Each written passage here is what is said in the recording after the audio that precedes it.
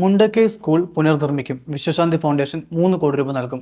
മോഹൻലാൽ നേരത്തെ മുഖ്യമന്ത്രിയുടെ ദുരിതാശ്വാസ നിധിയിലേക്ക് 25 ലക്ഷം രൂപ സംഭാവന ചെയ്തിരുന്നു. വയനാട്ടിലെ ഉരുൾപൊട്ടലിൽ തകർന്നിറങ്ങിയ മുണ്ടക്കൈ, പുഞ്ചിരിവട്ടം പ്രദേശങ്ങൾ ലഫ്റ്റനന്റ് കേണൽ മോഹൻലാൽ സന്ദർശിച്ചു. ഇന്ന് രാവിലെ കോഴിക്കോട് നിന്ന് റോഡ് മാർഗമാണ് മോഹൻലാൽ വയനാട്ടിലെത്തിയത്. ആദ്യം മേപ്പാടിയിലെ സൈന്യത്തിന്റെ ബേസ് ക്യാമ്പിലെത്തി. അവിടെ സൈനിക ഉദ്യോഗസ്ഥരുമായി കൂടിക്കാഴ്ച നടത്തിയ ശേഷം മുണ്ടക്കൈ, പുഞ്ചിരിമട്ടം മേഖലകൾ സന്ദർശിച്ചു.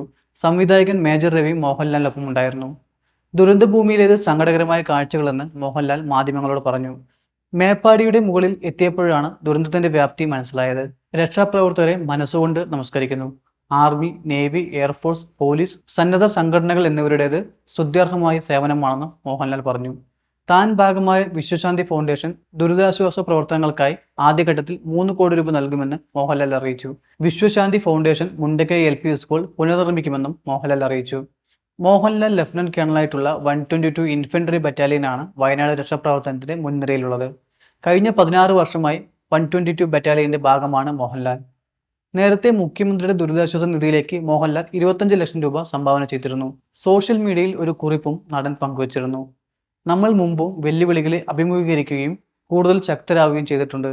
ഈ ദുഷ്കരമായ സമയത്ത് ഒറ്റക്കെട്ടായി നിന്ന് ഒരുമയുടെ കരുത്ത് കാട്ടണമെന്ന് മോഹൻലാൽ സോഷ്യൽ മീഡിയയിലൂടെ ആവശ്യപ്പെട്ടിരുന്നു.